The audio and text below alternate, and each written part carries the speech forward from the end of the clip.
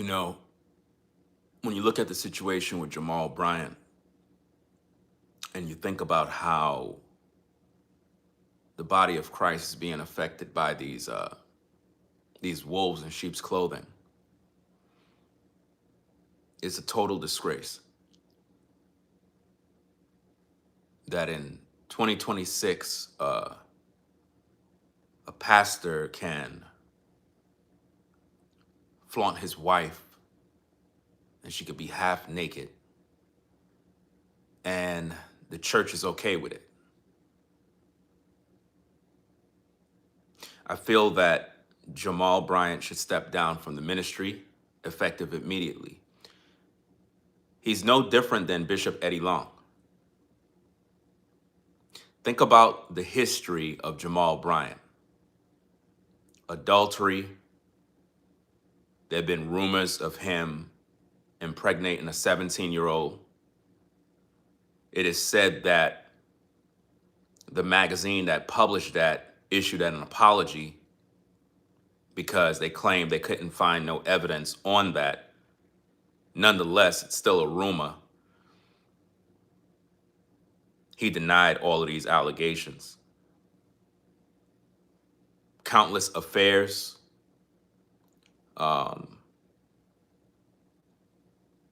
Fleecing the flock, taking away the money from the people.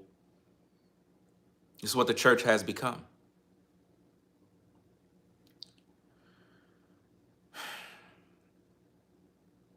People still go to church in today's day? I don't know. Shout out to everybody coming in the building. Be sure to hit the like button. I don't know if anybody read my post that I said I was coming on at 8 o'clock. I don't have a schedule yet because I got to figure out the time zones in which everybody's in so that it's like the perfect time to go live. So I have to figure that out. I'm really trying to test the system to see when most people are online. But I'm testing out this 8 o'clock slot and see, what goes on. Jamal Bryant needs to step down from the ministry. He needs to step down. He's not fit to be a pastor, a leader of the church. New Birth Missionary Baptist Church is nothing but a circus. If you watch my live stream, well, not live stream, but my upload that I did earlier today that I uploaded, the premiere, we reviewed his New Year's sermon. In that sermon, he never took any accountability for his actions. He didn't take none. And it just goes to show how the church is unrepentant. They don't believe in accountability, nothing. You could do no wrong, Shout out to Burner CJ for the $1.99. Says, what's going on, Ringo? Keep making the haters mad. Yeah, they're going to be mad. They're going to be mad at all the videos I'm going to be doing about these pastors. Kind of getting back into my original roots of speaking on these pulpit pimps. I'm very good at doing it. I have an eye for what's right and what's wrong. And I've been doing that since 2006. And shout out to, let me see, where is it? Somewhere in here. I believe it was Marissa. I think I seen you in the chat. I'm not sure if you're even here. Kind of looking. Thought I seen you here. Oh, you are here. Shout out to Marissa. I believe you're the one that sent $100 super thanks under my previous video. Appreciate you for the support. And again, shout out to everybody showing up. We have a serious problem in today's day. The problem that we have is that the church is no longer credible when it comes to teaching people about God and trying to lead people, because again, we're all different. You know what I mean? Like, you could be on social media right now, y'all could be listening to my video, but in your own personal life, you got your own thing going. And you have your own belief system. At the same time, we're still in a world where there are problems. So we're going to experience similar things. When I look at the church in today's day, it's not a place you can go to get any sort of help. Like, if you have a problem in your life right now, you can't knock the church doors and really believe that somebody's going to help you. You know, let's say if you're a single mom or a man who is struggling bad and you had to go to the government and literally beg for assistance.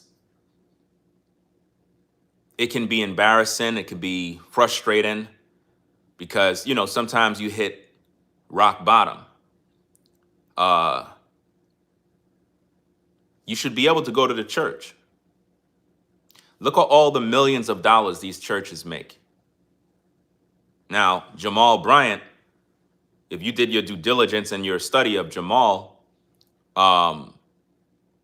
he had a lot of issues with tax evasion, not paying taxes, millions of dollars, all sorts of problems. So this is a man that have been fleecing the flock. How are you a pastor and you're having trouble paying your taxes and you're making all these millions of dollars? So he's been using this for his own personal life. And this is something that I've seen over the years.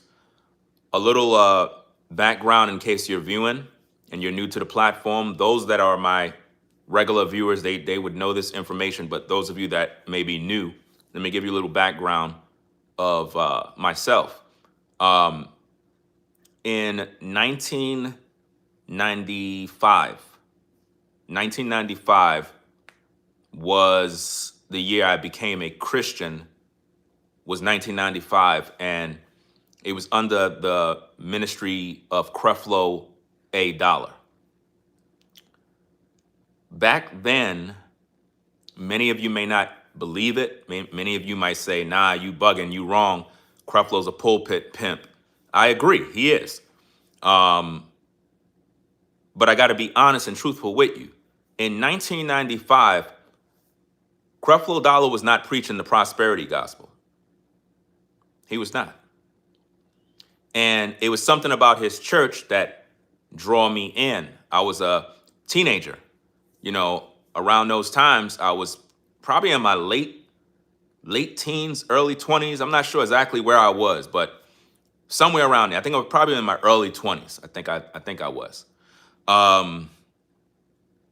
So I followed his church, and it really helped me a lot in my younger years because I was not in the streets, but I had an extremely bad temper where I just would flip out if somebody disrespected. I kept to myself, and I didn't like no disrespect. I didn't like no trouble.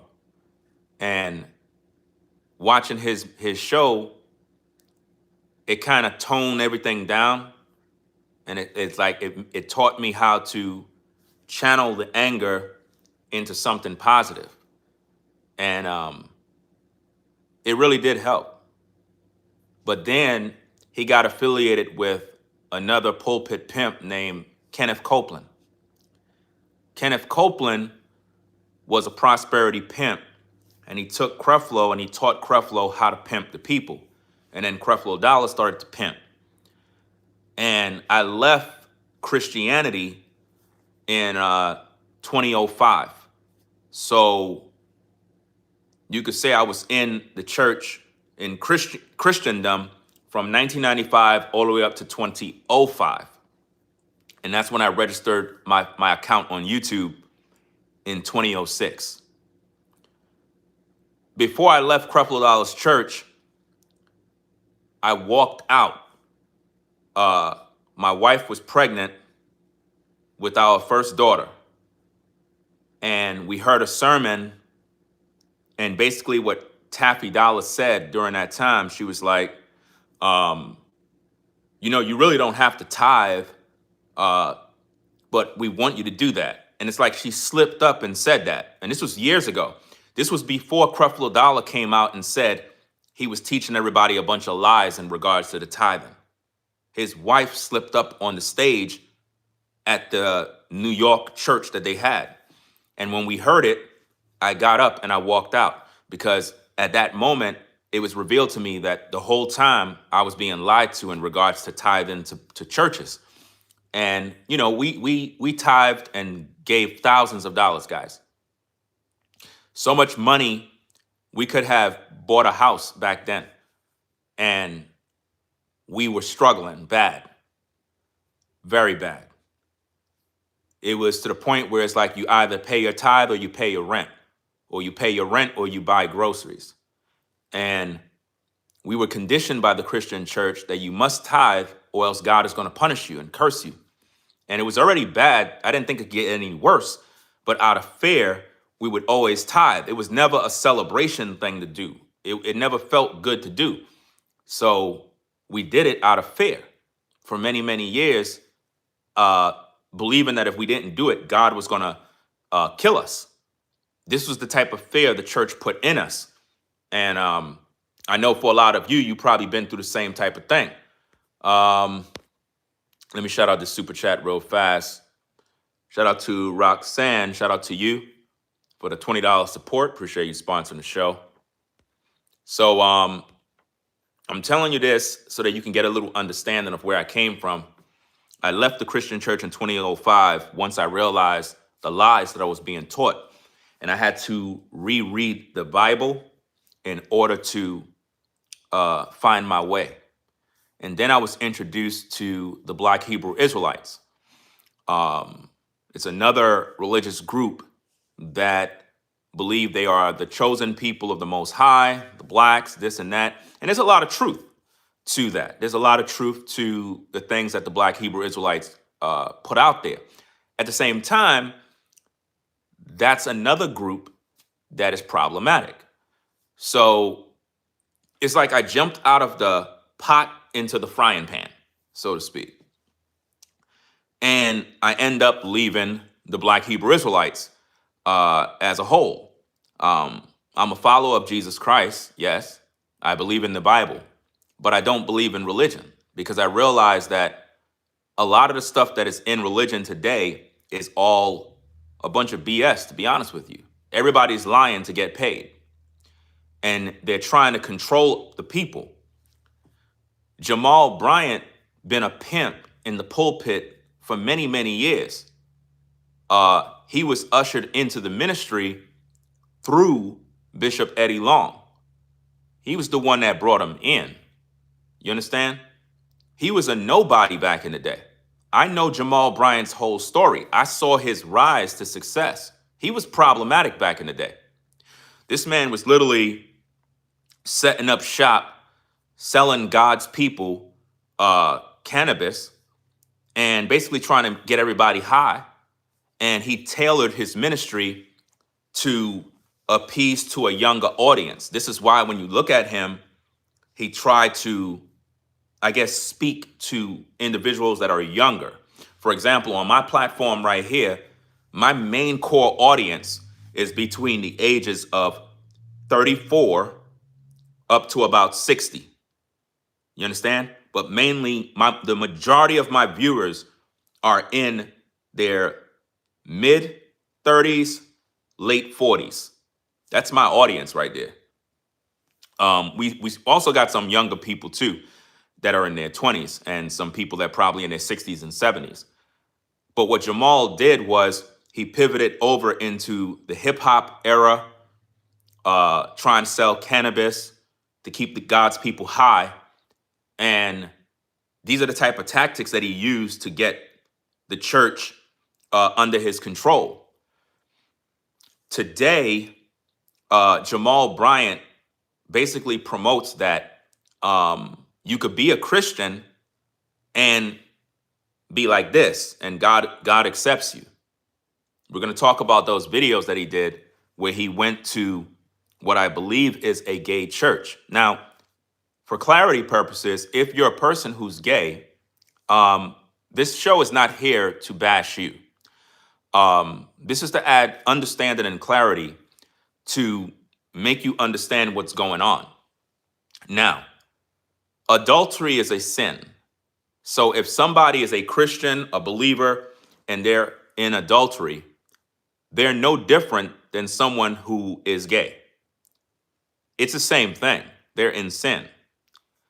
The problem is the church is not giving people that practice this lifestyle the word of God clear as day. Instead, because they want your donations, because to believe it or not, the majority of people that donate to Jamal Bryant's church are like this. Do you understand? Because they're very generous. I'm not saying that if you're like this, you're a bad person. I worked around people in the agency I used to work at in New York that was gay. And we never, how can I say this? We never made fun of anybody that's gay. We never looked down on them, treated them bad. No, the dude that we worked with when we was at the job, he was gay. He hanged at our table. We talked all day. We cracked jokes all day. We treated him like he was one of us. It was nothing. It was no issue. I wasn't at the job condemning him. Hey, you're gay. You're this. I don't got time for all of that. At the same time, if we're going to minister the truth, we need to speak the truth straight. So what Jamal did at a gay church is he basically criticized anyone that would speak against anyone that's gay as homophobic, like in a negative way. And he did it in order to gain the respect, the financial support, because think about it. If you're a pastor in 2026 and you support the LGBTQ community, you're going to get a lot of support from them. They're going to support you financially. They're going to open up doors for you, and you're going to make a lot of money. And what people from that community must understand about the church is that it's a business. They really don't care about you, whether you're gay or straight. They don't care. But what they will do is use you as much as they can, speak to your situations as much as they can in order to get the money out of you. That's how it works. So what Jamal did is, and this is an agreement that a lot of pastors have done in today's day, it's to accept homosexuality as normal. In other words, they made an agreement not to talk about it in church, just leave it alone and tell you need to just love people. But to be honest, if you really love people, you should want to tell them the truth, because a person can be gay and they can know what the Bible say, but if you're a pastor and you're constantly telling them it's all gonna be okay, you're giving this person lies. You're gonna cause them to lose their soul as a pastor. And that's what Jamal Bryant is doing right now, because he have a lot of members in his church. And this is not to single out anyone that is gay. I'm not trying to single you out. You understand? I want you to feel comfortable to understand and have this conversation. In the church, they don't even speak against sin no more. So if I'm in adultery, messing with some other woman that's married, I don't even have to worry no more if I go to church, because they don't teach against these things. So if I'm in sin, I'll be comfortable now. Just like if you're gay and you're in the church, you could be comfortable because there's no judgment anymore in the church. When in times of old, the disciples, the prophets, they rebuked people. They correct people that were in sin. They didn't sugarcoat nothing.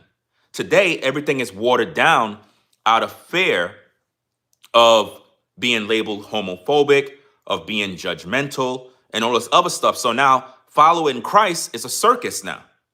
Nobody's repenting of sin. Nobody's teaching on salvation. Nobody's doing any of these things anymore. The church has become an amusement park and a club. Now, don't get me wrong. The majority of people from the gay community are the best musicians in the churches, the best choir directors, the best singers in the church. They're all gay, and they're the best singers, the best musicians, the best singers, the best choir directors, you name it. It's from the LGBTQ community. And this is why the church bring you in. It's not because they love you. It is because you help their business to generate money. They're using your talent. They're using your energy. That's what they're doing, you know? And it's something that I don't believe people from that community understand. I think that you feel that they're just accepting you. No, they're using your energy. They're using your energy. You understand? The musicians, the drummer, all these musicians in the church, a lot of them in all of these churches, guys, are a part of the LGBTQ community. And the pastors know, but they don't care because they need you to make their business thrive.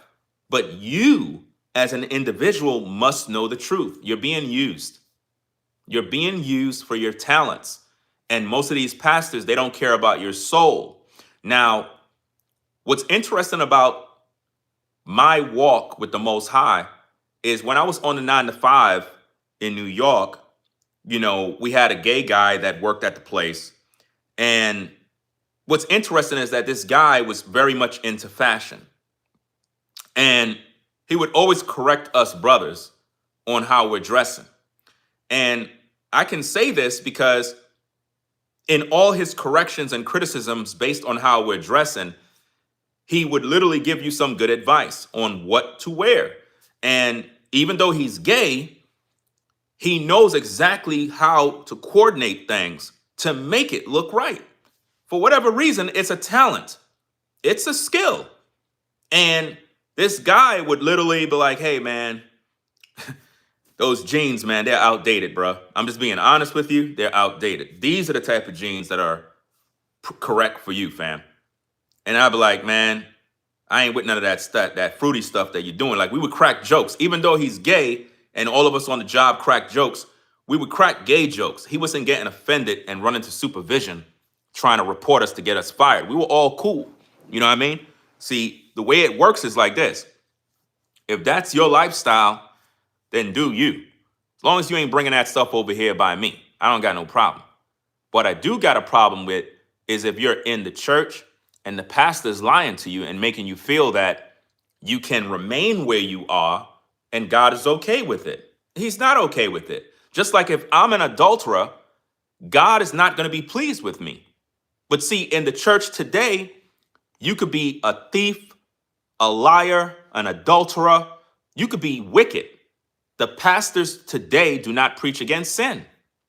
They don't preach against sin no more. And that's the problem. You could go to church and Jamal Bryant would not tell you about your sin. The video that I reviewed and showed you today, at no point did you hear Jamal Bryant teach people about repentance, teach people to overcome their sin, teach people to get out of adultery. How could he tell you that when he's an adulterer himself? Think about how many times he cheated on his wife. Think about all the illicit affairs that he had. He can't teach nobody to repent from adultery. His current marriage is adultery. The woman, the BBL woman, whatever that woman name is, some former actress, whatever her case is, the Jezebel, harlot, whatever, with the dress that she was wearing, that woman was previously in a relationship. So for him to get with a woman who was previously married or previously in a relationship, that would make him an adulterer. Because why? The Bible clearly says that if a woman is married and she separates from him, nobody can marry her if her husband remain and live. But he married her, not because he loved her, but because he's sexually attracted to her. And there's nothing wrong with being sexually attracted to a woman. That's what we're supposed to be as men. But the problem is he didn't marry her so that he can go out there and build family, build legacy, and do all this other stuff. It's all for publicity and show. And his relationship is built on adultery. It's not built on godly principles. So when you have someone in leadership who is an adulterer, someone who, flirt around with the women in the church, similar to Eddie Long, who was exposed for sleeping with young men in the church. I'm the one who exposed Eddie Long back in the day, guys. Go look it up. I'm the one who exposed Eddie Long back in the day before he passed away. I covered the entire case when he was messing with those boys in the church and turned them all out. He was having sex with young men in church. The very same Bishop Eddie Long that used to walk around with his muscle shirts. Remember that guy? Remember what happened? For some reason, he mysteriously got ill and turned into a skeleton right in front of all of our eyes in the church. And he tried to deny that he was being punished. He even lied about it and said he never did nothing with those young men. But he was turning out boys in the church after church service, busting them open. The pastor, the bishop, was doing this in church. And ain't no telling how many more pastors are doing this to young men in the church. I've exposed a lot of preachers who have been taking advantage of the youth in the youth ministry, taking advantage of young girls in the church, getting young girls pregnant. I have a host of content that I did back in the day. And I'm going to try to get back into my original roots of exposing these demonic pastors. And I'm calling for Jamal Bryant to step down from the ministry effective immediately. You're not fit to lead God's people at all. You have never been a pastor after God's own heart. You have been causing nothing but problems in the church, nothing but controversy. His recent controversy involves his wife wearing a so-called see-through, well, not see-through, it's a flesh type garment in a dress that gives the illusion of her being naked. Another pastor, I believe his name is Pastor, I think his name starts with a P, something Wooden. He also responded to the situation with Jamal Bryant, and he agrees with me. You know what I mean? Basically, he said the same thing I said, that Jamal knew what he was doing. He made his wife wear that because he wanted to give the illusion. So it's Patrick. Okay, Patrick. Is it Wooten or Wooden? I'm not sure. I'll get the proper name when I do my video about him. But he did a sermon. We're gonna review that sermon in another video. I probably will do the video tonight and upload it in the morning for you guys so that y'all can check it out. I like to release the videos in the morning and then I'll go live like later on in the day. I'm trying to get a schedule situated so that the viewers are always, I guess, knowing when I'm online. But the video that I uploaded this morning is pretty much, I feel that it was done at the right time and it got the message out there. So this other pastor, he called out Jamal Bryant on what he's doing. And so far, everything that he's been saying seems to be accurate. Now, I don't know the Patrick Wooden's entire life story, so I can't really judge him on anything in regards if he's similar to these pastors, because my position of all these pastors is that they're all the same. Now, I know that's kind of far-fetched. I'm pretty sure there's probably some decent men out there that actually is preaching the gospel for real. So don't be offended. You have to understand the world we live in. It's so crazy out here. It's difficult to trust people. It's difficult to believe that pastors are sincere. Because the way I see it, all they want is money. You know? So I can't really judge that pastor as of right now. I got to look and find out what he really is about, what his beliefs are, what is he teaching, to really know where he's at, you know? But he spoke out against Jamal Bryant, and he agrees that he made his wife look like a $2 hoe. You know, he didn't call her a hoe, but that's what Jamal Bryant is making his wife look like.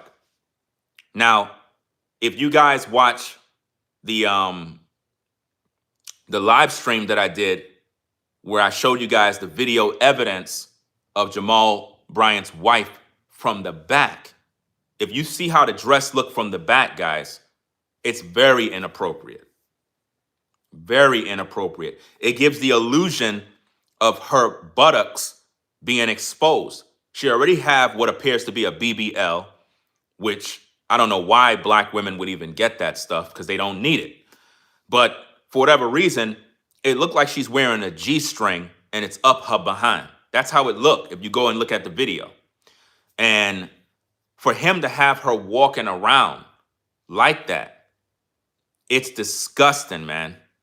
Absolutely disgusting to have your wife. And remember the part that I showed you with the escalator. You had an older gentleman coming down the escalator. He was looking at the wife, and he was looking at her from the side, like checking her out. And Jamal was blocking his view. He didn't want him to really see her behind parts. So in my mind, I'm like, if it's an appropriate dress, why would he be blocking the man from seeing it? Let him admire what your woman looked like. But no, he was blocking him because he knew it was inappropriate. But here's the catch. The reason why Jamal made his wife dress like that is because they were raising money, guys. So he basically sacrificed the wife, pimped the wife, put her out there to prostitute to get the money. Not prostitute in the sense of selling her body for sex. That's not what I'm saying. Prostitute in terms of making the men get aroused so they could give their money. That's what he did. Similar to a strip club where a woman is half naked and it enticed the men and make them want to make it rain. And that's what happened. And I think they raised over $3 million to $4 million. So we're dealing with a pulpit pimp that is so diabolical, he would use his own wife in order to make money off of her. And it's unfortunate in today's day that the church has accepted these things. They've accepted false prophets. Many of you are probably followers of Jamal Bryant. And you're probably like, look, man, I hear what you're saying, but that's my pastor. He's good. You just don't understand him. No, I think that you're under strong delusion. You have to understand me for a minute and get out of your feelings. Jamal Bryant is a false prophet who has been abusing God's people, getting rich off God's people. He don't love his wife, guys. He don't respect his wife. No man would want their wife's behind out for the world. No man would want that. Even if your wife is a baddie, even if your wife is hot from head to toe, no man is going to want all these other men looking at your wife in that manner. No man want that. You know what I mean? Now, granted, if your wife look good, people are going to look regardless. You can't hide beauty. If a woman is attractive and she fine and she got a nice voluptuous figure, it's going to shine through no matter what she wear. But what she wear can tone it down. And I think that even for men like me, I'm 48, just in case anybody want to know, I'm actually 48 years young. At my age, I'm totally different from the average guy when it comes to how I see women. Now, of course, as men, we're going to go crazy when a woman look good. But at the same time, a man that is mature, he's going to want his woman to dress in a manner that represent him to make him look and be respected by his peers. If my wife is scantily clad, half naked, skin is showing. She's wearing 5-inch heels, fishnet stockings in the street. It's going to make me look like a mess. People are going to be looking at me like, what the heck is going on with this guy? And that's exactly what we're looking at when it comes to what Jamal Bryant is doing. It's an embarrassment. Kids are seeing this. Young girls are seeing this. Young Christian women are seeing this. If the lady of the church is dressed like this, what is that doing for the other women? Because a lot of women from New Birth Missionary Baptist Church, they're in agreement with it. They figure it's a beautiful dress. No, it's not. It's not a beautiful dress. It's something that she should have had on at home. I mean, forget about the bottom part of the dress. She only put that there to give it the dress feel. Take the bottom piece off and just let her walk around with just the top. Do you see my point? If you watch my premiere video that I uploaded today, during the service, they were singing and performing. You saw the young lady that had on the same exact piece. It's a bodysuit, guys. It's a bodysuit to make the woman look more shapely. Similar to a man that's doing an acting job and he want to look like he's muscular. You can buy these muscle suits from Amazon. They cost probably like $200-300. And you literally put it on like a shirt. And it literally makes you look bigger and stronger than what you are, especially if you put on a shirt. People will really think that's your physique. You have a lot of guys that walk around with that type of stuff. So basically, what his wife did is she put on a piece to give her body more shape, to shapen in her body, shaping in her midsection, everything. And it gave us the illusion that she was naked underneath. That's what he did. That's inappropriate. We can no longer tolerate this behavior. It's up to the people to say something about this and not let these charlatans continue to get away with this type of stuff. It's up to the people. The people have to begin to demand modesty from the church. The Bible says that a woman should adorn herself in modest apparel, ladies. Modest. You don't have to put yourself all out there. If you're a lady, you have to understand something about men. If you do too much, we're going to be turned off.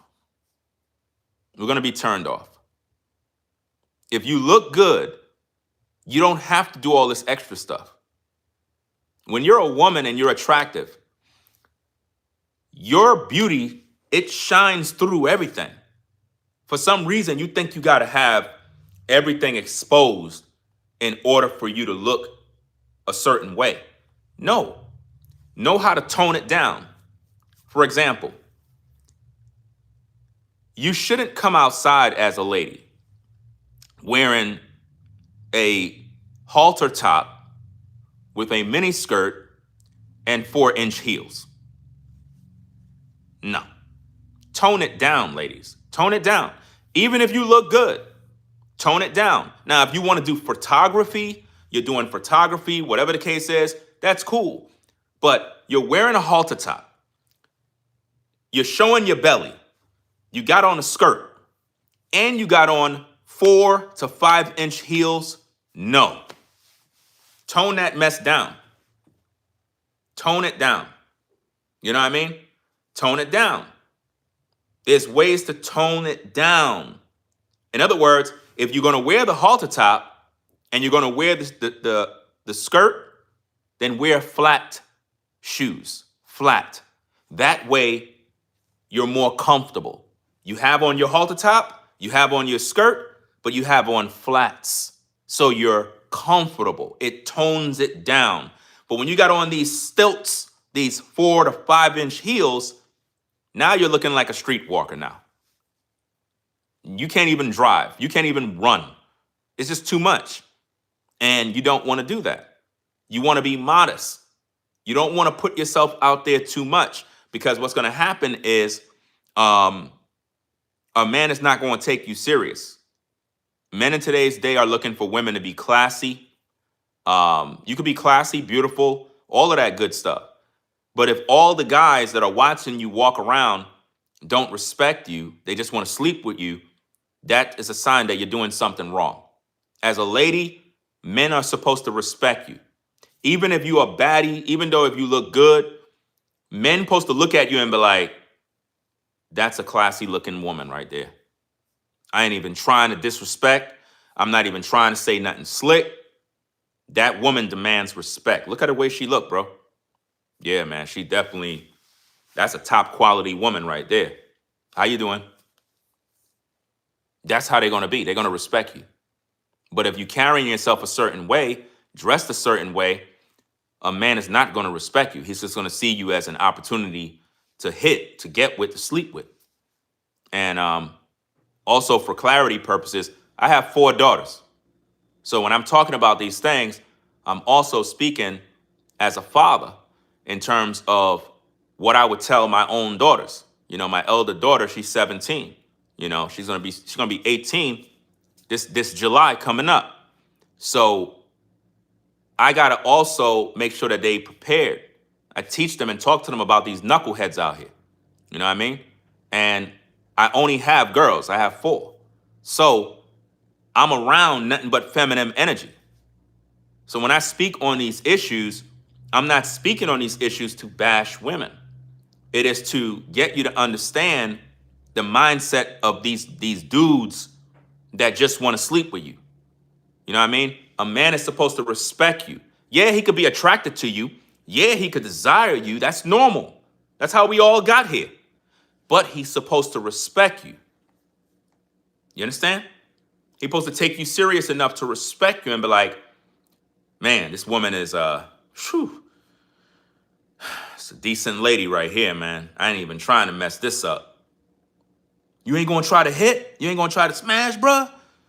Bruh, man, chill with all of that, man. I ain't coming at her like that, dog. Like, she's a totally different lady, bro, for real. All right, I hear you. I hear what you're saying, man. You trying to act all nice now? No, it's not about nice, bro. You just got to know how to carry yourself when you're around a decent woman, bro. That's why you don't got no lady. And that's the problem with a lot of these dudes. They don't know how to interact with women at all. So when you look at Jamal Bryant and what he's doing with his lady, I think it's a bad look for people in the church because it just says like anything can go. And his sermon was more or less based on don't judge anybody by how they're dressed. And a lot of women were getting upset with me when I first talked about the story because they felt that I'm judging, I'm jumping to conclusions, and I'm just doing too much. And it's not that. You're bringing unwanted attention to yourselves. You know, you're bringing unwanted attention to yourselves. And, you know, if you're a woman and you like heels, the highest heel you should wear, especially if you're walking around, is 2 to 3 inches. You know what I mean? 4 and 5, it's going a little too over the top. You're asking for too much attention. And we know you're not comfortable. We know you're not comfortable. You're not comfortable. You know what I mean? You're just not. You walking on stilts, your feet is hurting. You're just going through all this punishment for what? To impress who? I can understand if you're doing photography, you know, you're going to a fashion show, whatever the case is like that, that's context. But to just be out and about, you got to know how to tone things down. Tone it down.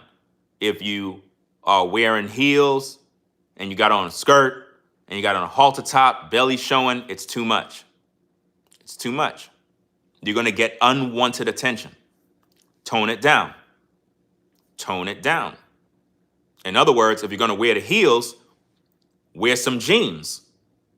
And you can wear your top. Cool. Now we're okay. You toned it down. But if you're doing too much skin, too much on my eyes, there's nothing to the imagination, you're no different than everybody else. You know, this is why maxi dresses are very important for women. A lot of women don't even wear maxi dresses. The best thing a woman can wear is a maxi dress, a sundress, you know, capris. And, you know, I mean, when I tell you, see, the reason why I know about this type of stuff is because I talk about this all the time. When I pick out clothes for my wife, I know what looks right. I know what looks good. You know what I mean? And I try to educate women on these particular things so that they can, you know, make better choices. You don't want to be like Jamal Bryant's wife. You don't want to do that. It's embarrassing, you know? And his whole sermon, he was defending her.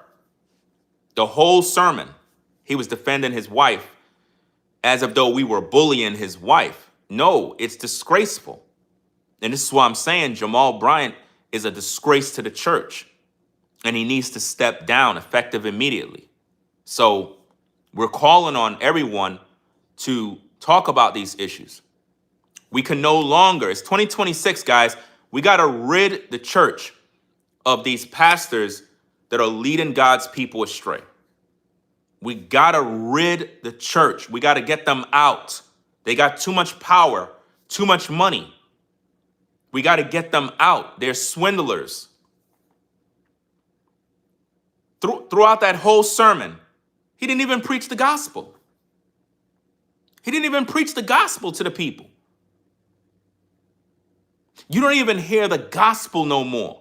A lot of you believers in Christ, you don't even hear the gospel being preached anymore. Who's preaching the gospel? Who's telling people about Christ? Look at all these pastors. They're all on social media now. You know why? To get the YouTube check, y'all. That's why. The pastors were in the church, but the money slowed down in the church. People stopped giving. So what they do, they bring their ministry to YouTube. Every Sunday, you notice all these preachers are online. Come on now. It's crazy. Shout out to Citizen of Humanity for the $10 support. Appreciate you sponsoring the show. I ain't forget. I see the super chats. Shout out to Corvette Girl. Shout out to you for the $10 support. Says your advice is on point. Thank you, gentlemen. Appreciate you sponsoring the show. If you're new to the platform, consider subscribing. And also, ladies, another tip is, and I'm pretty sure you would know this already, if you're wearing heels, make sure you carry a pair of flat shoes. You don't want to walk around in your heels. What you want to do is walk around with the flats. In other words, let's say you're going to somewhere, it's an event, and you want to wear your heels. Well, you don't walk around throughout the whole day with the heels. You drive with the flats. You walk into the event with the flats. And when it's time to get on stage, do what you do, then you put on your heels. That way you're not destroying yourself, killing yourself, hurting yourself, slipping and falling. And, you know, I've seen many people fall. I've seen many women fall in malls, fall downstairs with these heels. Sometimes y'all buy these heels and you don't know how to reinforce the grip underneath the shoe so it don't slide on certain surfaces. Certain surfaces, you walk, you slip, you fall, and it's a mess. Now you're embarrassed. So you got to know how to make yourself more comfortable. What's so crazy is I used to have a YouTube channel that was dedicated to giving women advice. And I've made so many videos giving women advice. They never supported the platform, so I stopped talking about that type of stuff. And it's crazy because I was giving them excellent advice. But nonetheless, Jamal Bryant is a toxic pastor. I feel that he's currently most likely messing around in the church, allegedly, because for a man to make his wife dress like that, it tells me that he's starving for something. He don't love that woman. He really don't. He want you to believe that, but no man would let his woman dress like that. None. Think about this, ladies. Could you go to your 9 to 5 with that dress? Could you go to your 9 to 5 with the dress that she had on? I don't think so. They're going to send you home. You're going to get written up. They're going to be like, what are you doing? You can't come here with that. You need to go change or go home. And what I'm noticing with the church, it's so much like the world, you can't even tell who's who anymore. They have concerts in the church. Their praise and worship team is like a show at the Apollo. They got all the lights, the band, the stage. It's no longer about the gospel no more. We're literally in a famine when it comes to the gospel. There's a famine in the land. Spiritually speaking, nobody's really preaching the gospel. Everything is about money now. When I started on YouTube, guys, I did my content 100% from the heart, and I still do. Of course, my channel is monetized and YouTube is my livelihood. At the same time, when I started on YouTube in 2006, there was no monetization. We just did videos for the love of it. And I would upload probably 10 videos a day, every day. And I did this every day, all the time, all the way up to about 2017. I think 2017 or 2016. I think around 2016, 2017 is when I first monetized my channel. It wasn't this one because this channel didn't exist. I don't believe this channel was here back then, but maybe it was, but it wasn't monetized. But the channel that I was on was my Ringo TV Raw. And I didn't monetize my channel till one of the female moderators told me, why you're not monetized? Like, you're doing all this work and you're not being supported. And I didn't even think about it because I was just devoted to putting out content. And I was doing this all for free. And then when I learned that even when you put out videos for free, YouTube make money off of all your videos, even when you put it out there for free. I was like, let me get my cut. And I monetized my channel. I'm saying that because what I do when I speak on these issues, especially when it deals with the church issues, church hurt, church accountability, pastor accountability, this type of content is coming from the heart because I was once in the church. I was once lost. I was once blind. I was once taken advantage of by the church. A lot of people suffer from church hurt. A lot of you giving all your money to the church.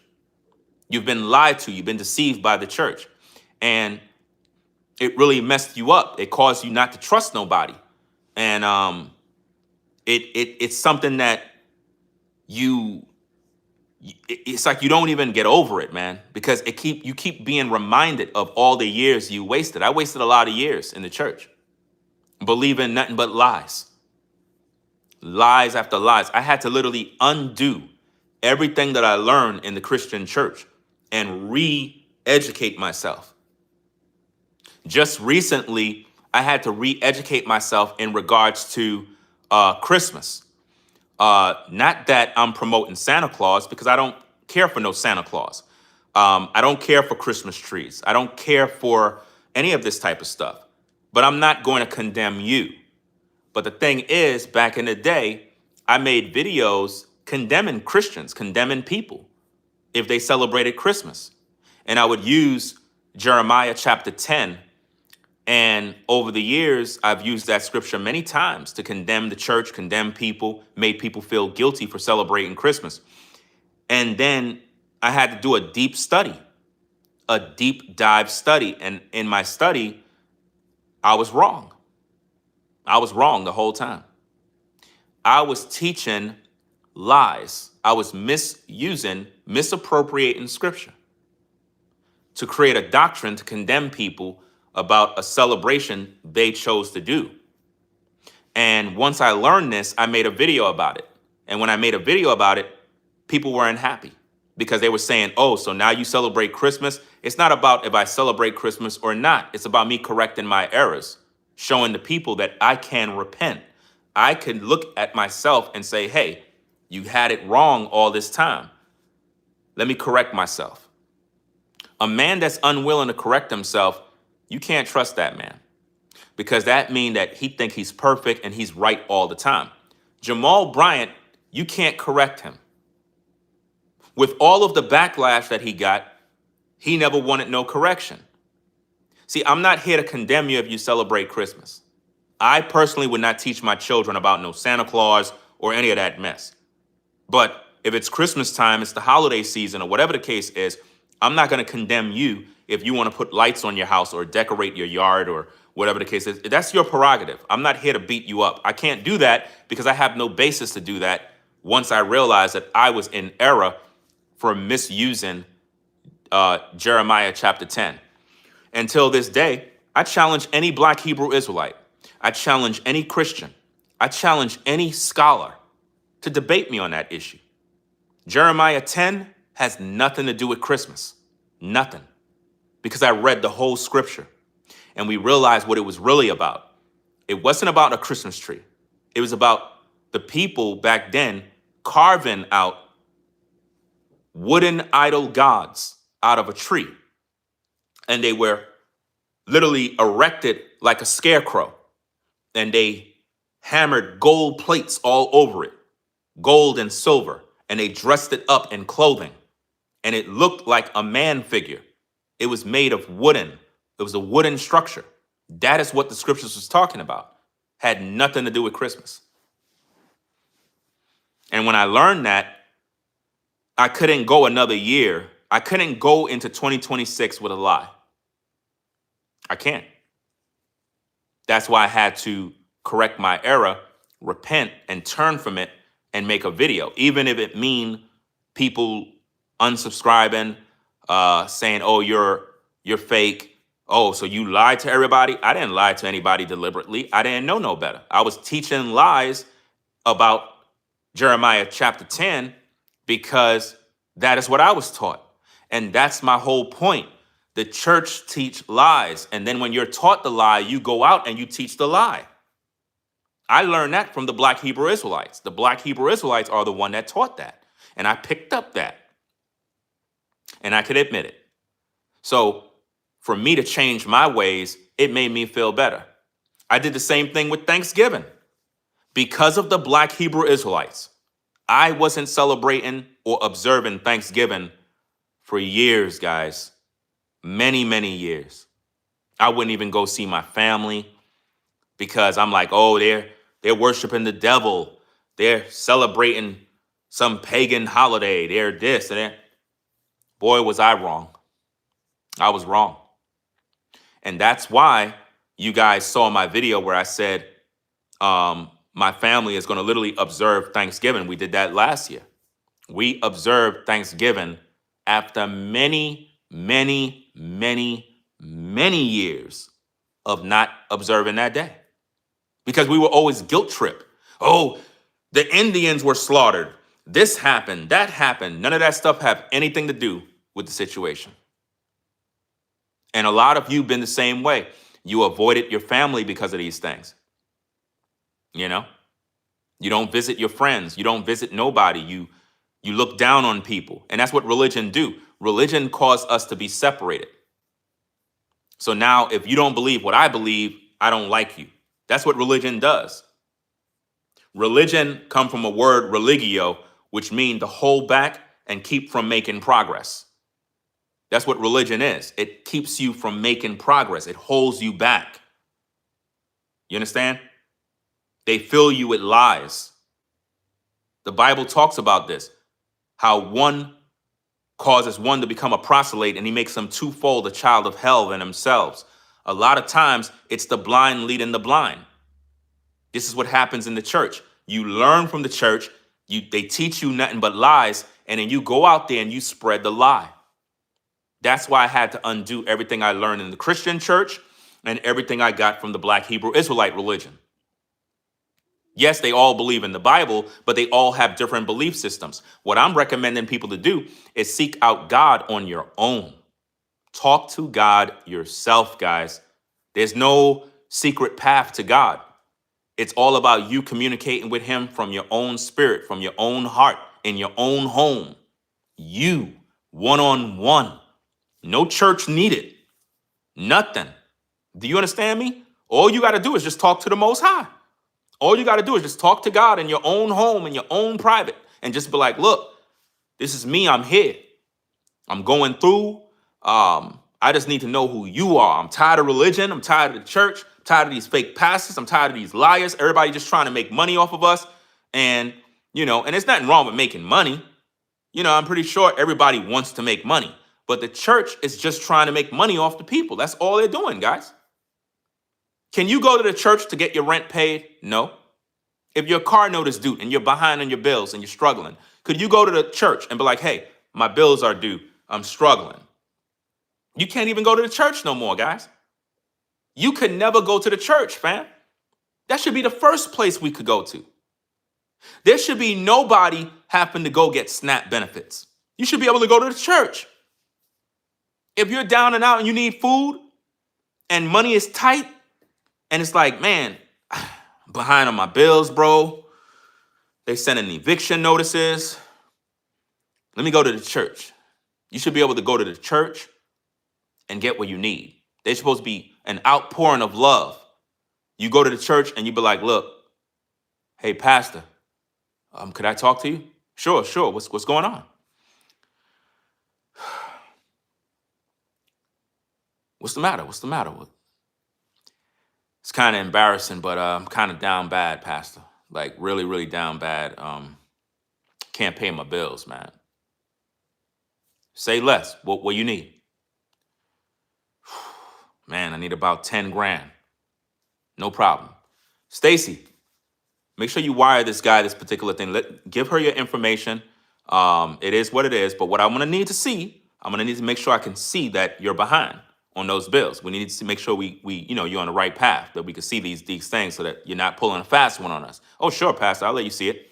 And you let them see your information, that you really are behind, and the church take care of you. And then he could give you some financial advice on how to get yourself back together, how to get out of debt, how to do this, how to do that. The church should be there to take care of the people. These guys are ranking in millions of dollars, guys. They can't even use all this money in their lifetime. And they won't even support the people, guys. A lot of you are suffering and going through a lot, and you can't even go to the church because these pastors are pulpit pimps, and all they care about is buying luxury clothes, designer watches, Ferraris, Rolls Royces, Lear jets. That's all they do, guys. All they care about is money. Go do the net worth of Kenneth Copeland, the net worth of Creflo Dollar, the net worth of Joel Osteen. These guys are mega millionaires, guys. They're not men of God. They never were pastors, guys. Maybe at one point in their life, respectfully, they were pastors because, to be honest, Joel Osteen's father was a better pastor than him. I remember Joel Osteen's father before he took over the church. Joel Osteen's father used to preach the Bible. He did. I remember because I was there back then. When the father passed and the son took over, church was never the same no more. Joel Osteen became a motivational speaker, not a pastor. Joel Osteen is a motivational speaker.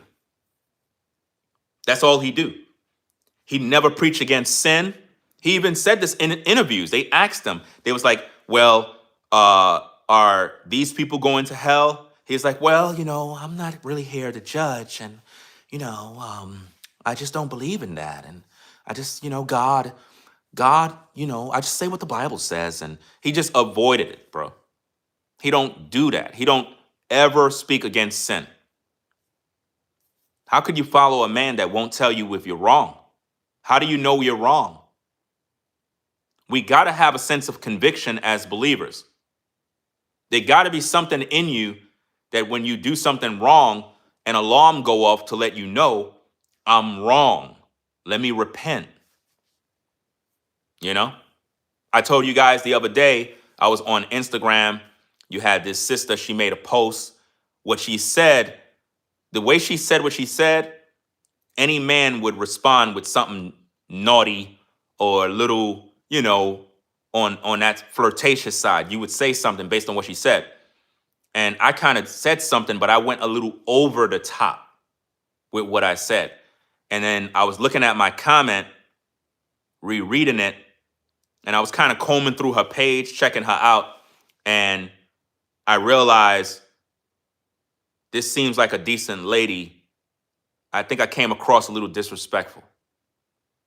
And I went back to my comment and I deleted my comment. I deleted the comment, and then I wrote in her comment section, I said, my apologies.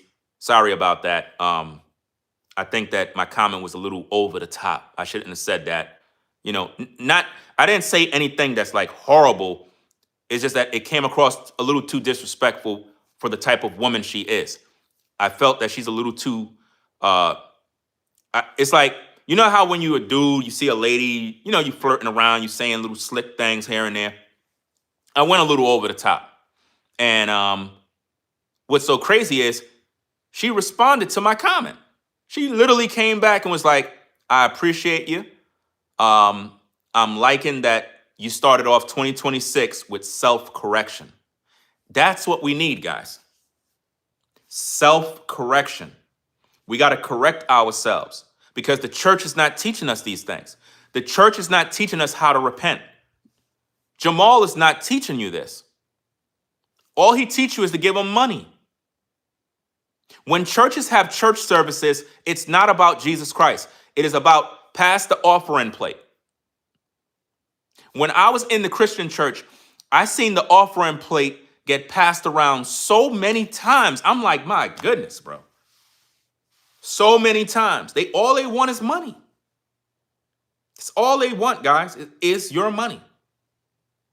So I'm going to keep these kind of videos coming, guys. I believe a lot of you may like these videos. If you like these kind of videos, let me know in the comment section when the live stream is over. Come into the comments and let me know that you appreciate these videos. You want me to do more.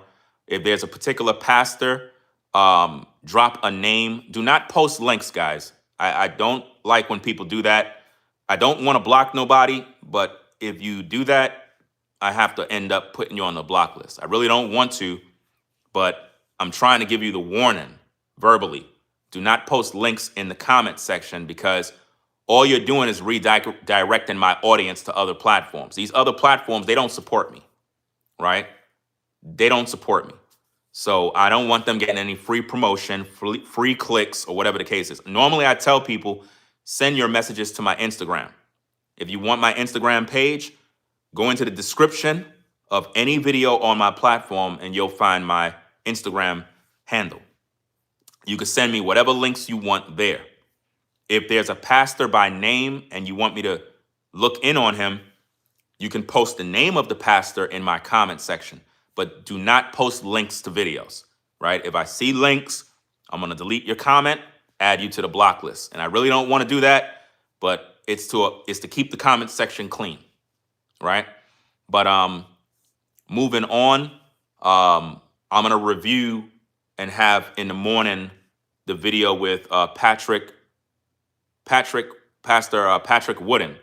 I'm going to review his video response to Jamal Bryant. And he's been very vocal against Jamal Bryant for a minute. And I know a lot of you guys follow Geno Jennings.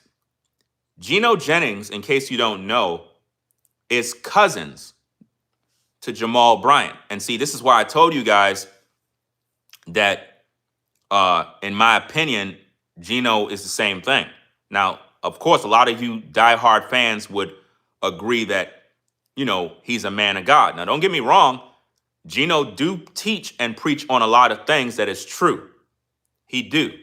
At the same time, there are things that he teach that is false. Do you understand? There are things that he teach that is false. So for me, I would say that he is teaching a lot of truth. If you're a person who's listening to him, I can't really condemn you and say, well, don't listen to him. Just do what you want to do. Me personally, I don't trust none of these dudes. That's his cousin. What's the irony of Geno being a pastor, Jamal is a pastor, and they're both cousins? It's a business, guys. It's a family business. But there's some issues with Gino of things that he taught that is false doctrine, 100%. And that's why I can't really endorse or recommend him either. There was a time where I reacted to a video where he spoke the truth. See, if you're speaking the truth, I'll give you your credit if you speak in the truth. I'm not saying he can't speak truth. Of course, everybody can speak truth. Heck, Jamal can speak some truth. Any pastor can speak truth, but that doesn't mean they're from God. The devil could speak the truth. The devil could quote scripture. You see what I mean? So you just can't take somebody as a man of God because they spoke truth. You got to study the entire body of work of that particular pastor and make sure that they are following the book, you know? So again, guys, we do a lot of content on the platform. I'm trying to restructure the platform, reorganize, and make sure that I'm targeting the audience correctly so that when I upload videos, the audience can really resonate with the videos. Because I got multiple different types of audiences on my platform right now. Audience that enjoy pastor accountability videos, biblical topics, exposing false teachers,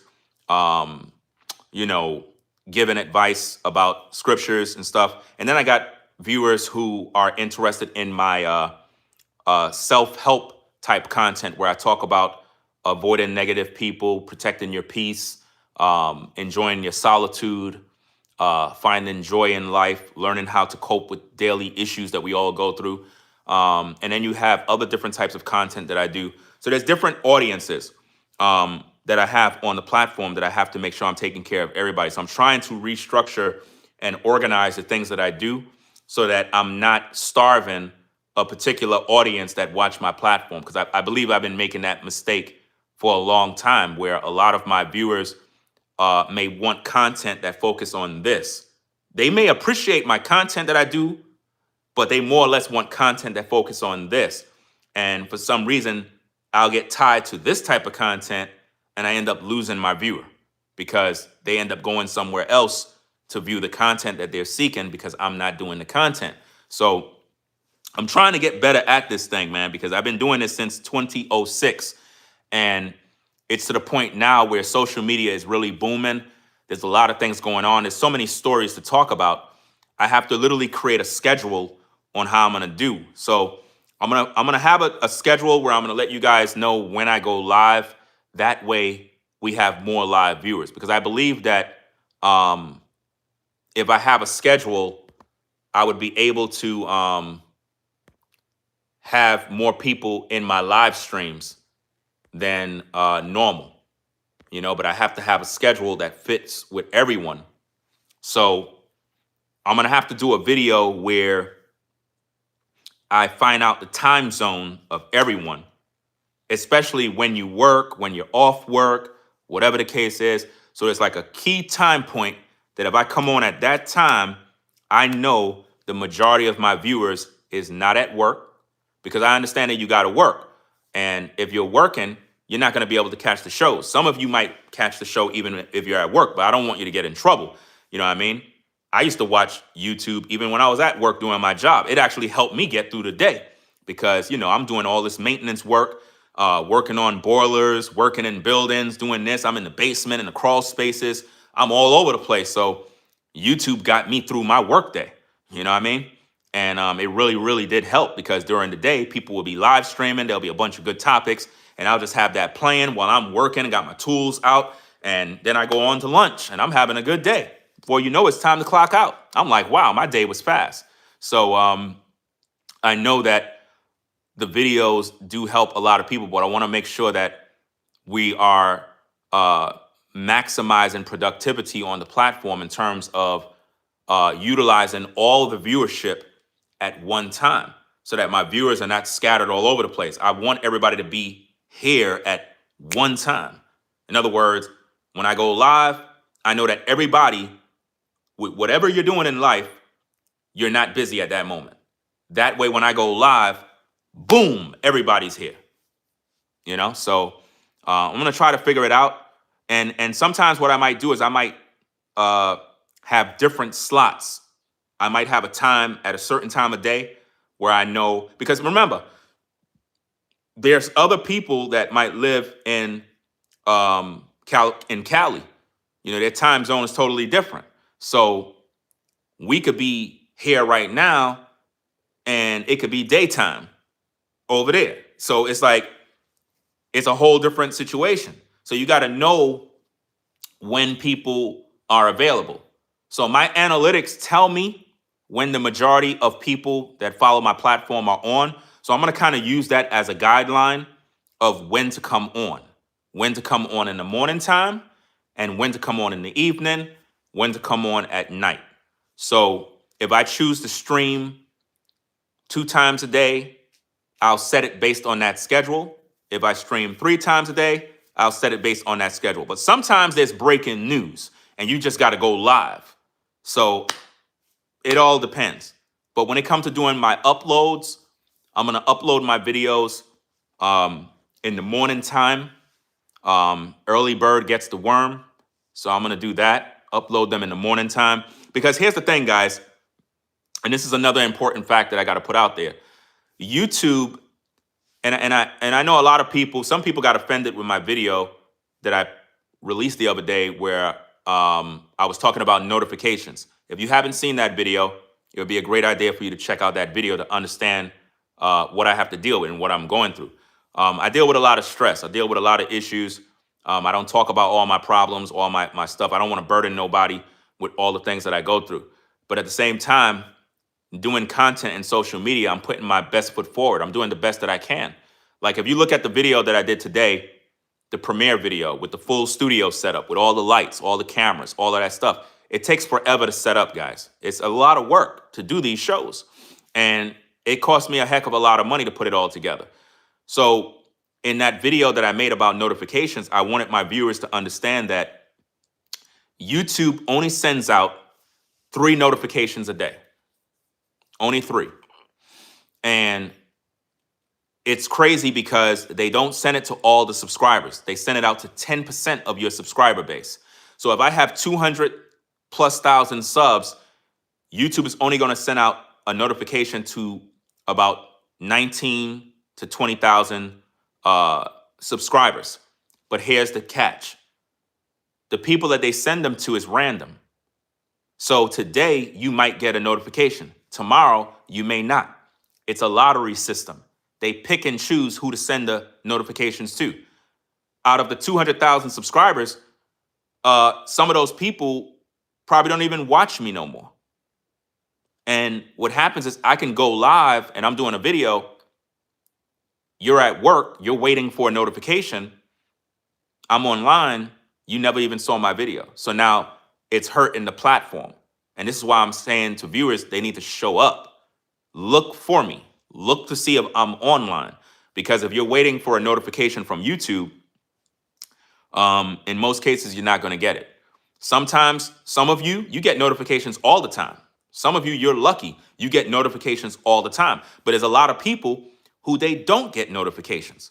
And then there's some people that be like, yo, I had to resubscribe to your channel. It's like YouTube unsubscribed me. So I don't know what's going on behind the scenes. So in that video, I wanted people to understand that you need to look for me. I understand you all got busy lives. I know it ain't all about me, but at the end of the day, I'm trying to do what I do in terms of provide quality content. And if nobody's there viewing the content, it becomes very discouraging. And I'm trying to do a lot of creativity, a lot of things I'm trying to work on. And I need the support of the people to actually be a part of what we're doing here. So I'm trying to communicate that because, again, it's all about energy. I'm giving all my energy, putting into what I do. I mean, even this setup right here, this is actually one of the setups for the We Gotta Talk TV channel, which we're going to have shortly. The delay is due to a lot of issues behind the scenes. Some of the people that I rock with, they know my circumstances already. You know, they know what I deal with. But more importantly, these type of setups and these like the lighting, all that stuff costs money, and it's a lot. And it's a lot of energy that I put into it, and I give a lot of advice, a lot of expertise. I try to communicate with the viewers. That's why I like doing the videos live, because I'm able to communicate more better, right? Now, of course, I'm on my cell phone, so I can't see all the live chats as perfect as I would like to. But I'm getting better and better at how I communicate with people. So I know that you all have busy lives. I know you all have jobs to go to, families to deal with, and all of that other stuff. And I know it can come across kind of selfish with me. It looks as if though I'm complaining about these issues. At the same time, as a content creator, there are things you may not understand about the business of YouTube and social media. It can be very frustrating, guys, when you put your all into it and you're just doing the best of the best you can do, and then nobody shows up. It really it just makes you just want to go to sleep. Like literally, you just turn off the cameras and just go to sleep. Because it's just like, it's frustrating. Like, and I'm pretty sure Floridine Rollo, he understands this. Brainwaves Advice Topics, he's in the building. He could tell you the same thing. Shout out to Floridine Rollo for the $2 support. Make sure you subscribe to his channel as well. I just caught his video that he did today. You know what I mean? I watched it on the playback while I'm working in the house.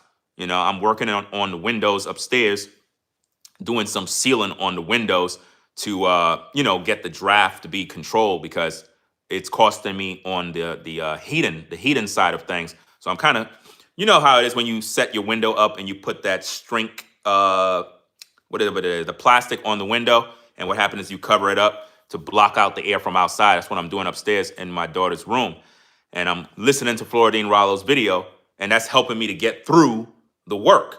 So it's just a lot, and brainwaves can pretty much tell you the same thing, that it can be very frustrating, guys, because you do your job, you do it to the best of your abilities, man.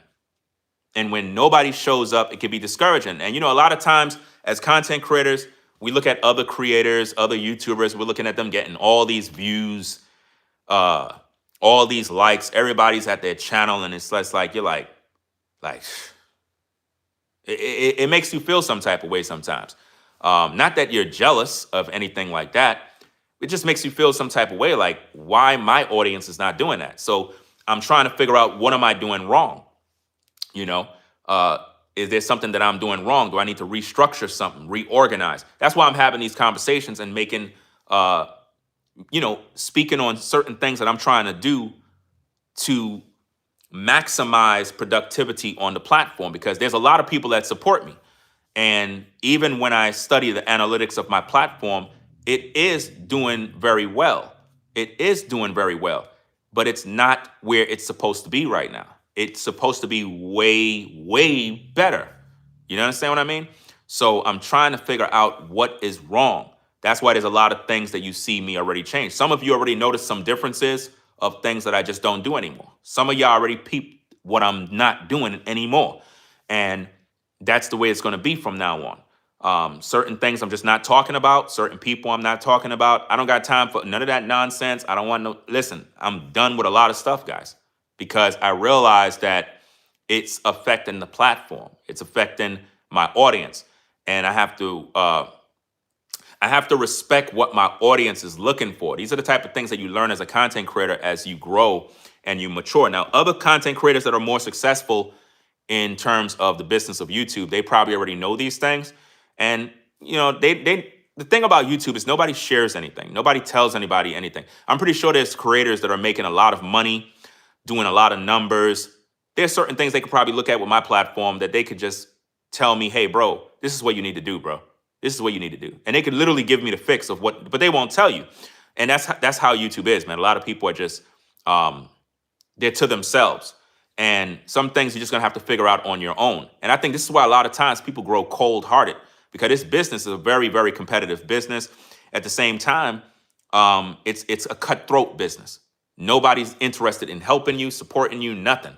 And it can be a walk that is kind of not lonely, but it's an adventure where you have to figure everything out on your own. Shout out to, is that Diane? I'm not sure if I'm probably mispronouncing your name.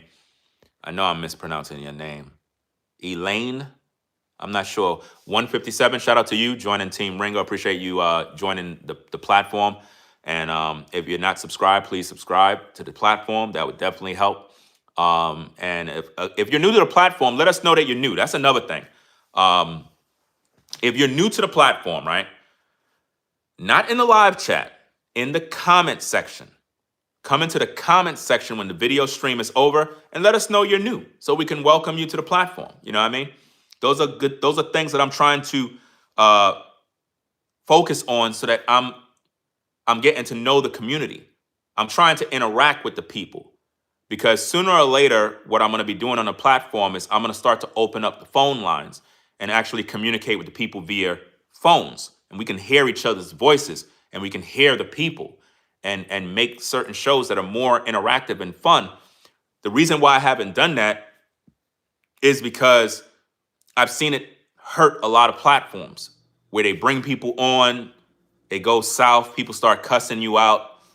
And I just don't want to deal with all of those problems if it's going to affect the platform. Because, you know, YouTube have strict guidelines, strict rules that we have to adhere to. Just like you at your 9 to 5, there's certain things that you got to do. And if you don't do it, you're going to get that memo. You're going to get disciplinary action. You're going to get sent home or fired.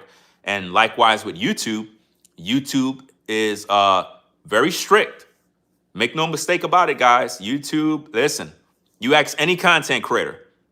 If you're a content creator and you're viewing me right now, what is the number one thing that make you get chills from YouTube? Let me see if anybody know. Let me see if Brainwaves know, if Floridine Rollo know. What is the number one thing as a content creator that happens that give you chills? That gives you chills as soon as it happened. I want to see. No, not a copyright strike. I want to see if anybody know. A seasoned content creator, no. It's something that happens. And as soon as it happened, you get nervous, very nervous when it comes from YouTube.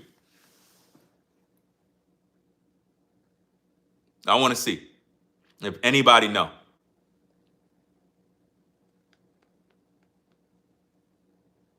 Somebody trying to sue? No. Demonetization? No. Flag? No.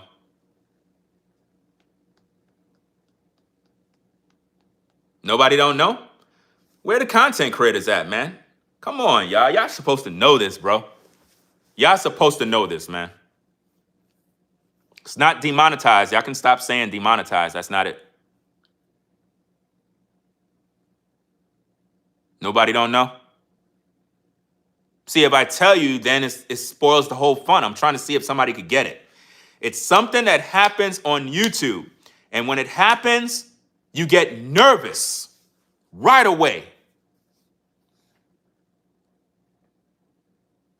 I guess I'm going to have to tell y'all, man. You ready? You get an email.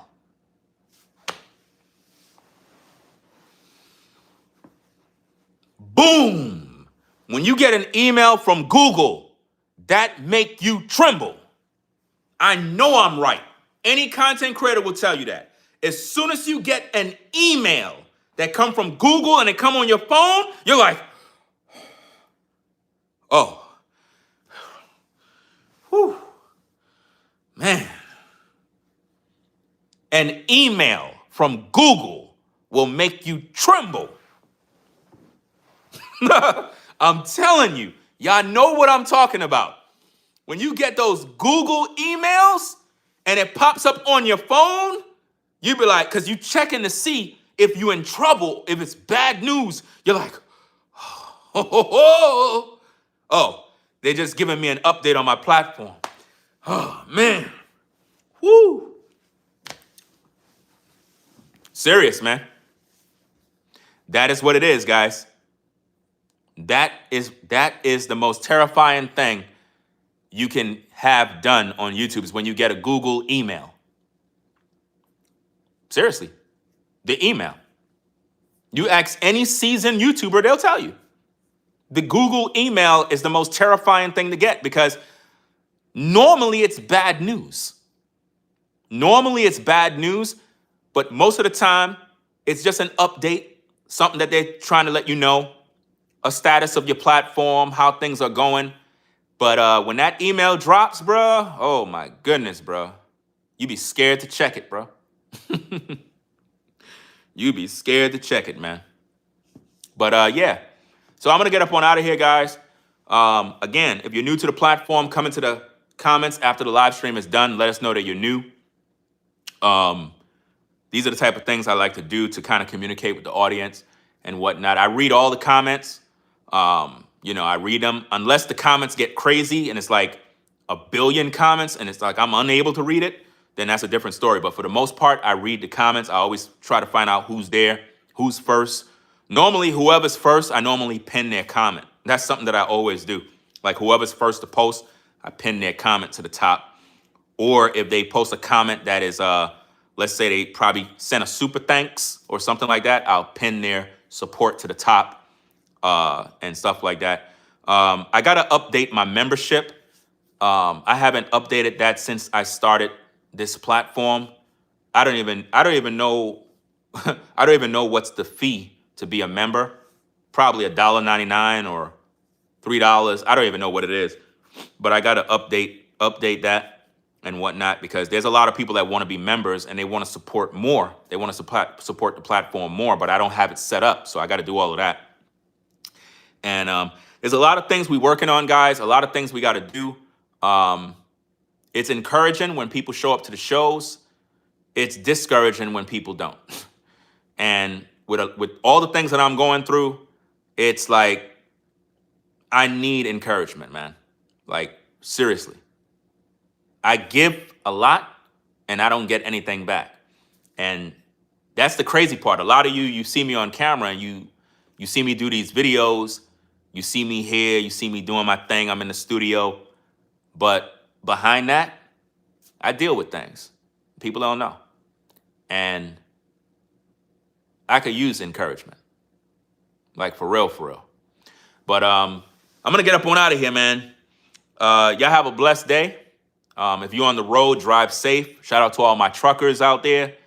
The truckers really support the shows, man. They be tuning in to all the videos, especially the long form videos. They be tuning in all the time. So we're going to get up on out of here. Again, guys, if you have any information about anything that you would like me to talk about, hit me up on Instagram, on my Instagram page at Ringo TV Raw. And you can find my Instagram handle in the description. If you need advice on a topic, something you want me to talk about, let me know. You know what I'm saying? Send me these messages. Let me know what's going on.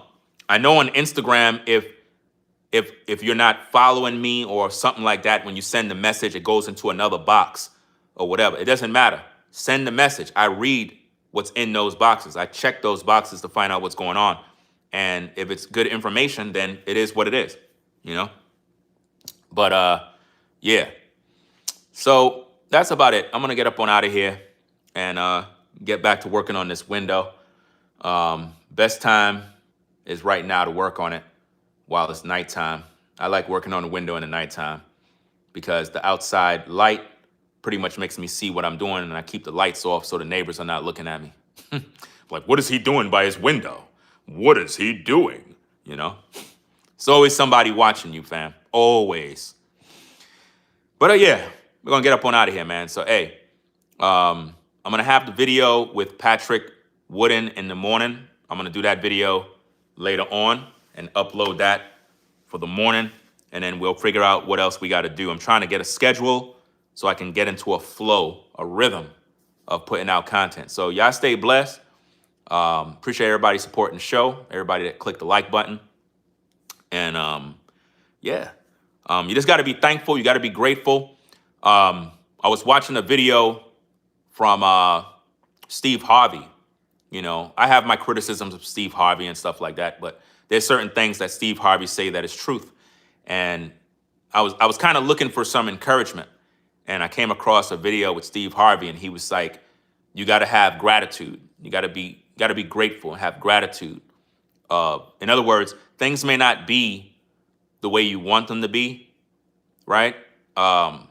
but you got to be thankful for where you are in terms of what you already have. You have to be grateful and have a sense of gratitude for the life that you have and where you are. If you can focus on that, you won't be discouraged. If you look for it, you'll find the video that it makes a lot of sense. He was like, if you can't be encouraged and discouraged at the same time. If you're discouraged, it's because something is blocking you from seeing where you supposed to be.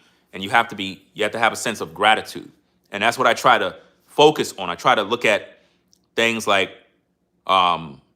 fixing up my daughter's bedroom. And that's what I'm pretty much doing right now. Like I decorated it, made it look nice. And you know what I'm saying? Because they went to New York to visit family and grandma, grandpa, and stuff like that. So I'm pretty much, sorting things out in the house and stuff like that. So when they get back, they're gonna be very surprised. They're gonna be like, "Oh my goodness, look at the room! Wow, look what you did!" It's a whole big surprise. I didn't even show them what I'm doing, but I kind of work on that at these hours, like right around now. Try to get that sorted out. It looks really, really nice. They're gonna be very happy with it, and those are the type of things that gives me a sense of joy and gratitude, is making sure that I'm taking care of business, stuff like that, because that's pretty much what keeps me alive, to be honest with you. Because ever since my mom passed, my world it literally went down, you know what I mean? Because she was the only one that really encouraged me.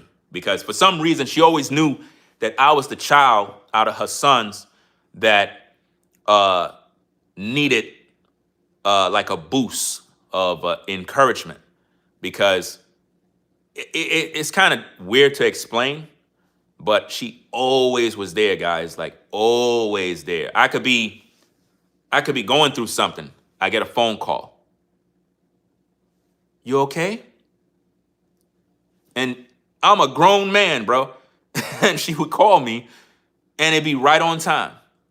Right on time, bro. So it's like, ever since she passed of cancer, it's like, and I know there's a lot of you brothers that you feel the same way. Like your mom or perhaps your dad was the one that was in your corner. And once they passed, it's like your whole world was upside down, bro. The whole world is different, bro. And if she was here right now, I would make her stay at the house. If she was still here, she would have been here. She would have been here. Because before she passed, we knew she was going to pass away due to the cancer. We knew she was going to pass away.